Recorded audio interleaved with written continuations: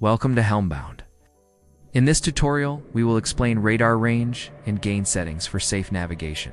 For demonstration purposes, we are referencing the Fruno FAR2827 and FAR2837S radar units. These visuals are for instructional purposes only, showing how to correctly adjust your radar for clear and safe navigation. Range determines the distance scale displayed on your radar. Longer ranges show more area, but smaller target detail. Terror ranges make targets clearer. Adjusting the correct range depends on your traffic density and navigational situation. Gain controls the sensitivity of the radar receiver. Too much gain creates noise and clutter. Too little gain may hide small targets. Proper gain adjustment ensures accurate detection. C. Clutter reduces unwanted echoes from waves. Rain Clutter reduces interference from precipitation. Both help improve radar clarity. When properly adjusted, radar becomes a powerful navigation tool.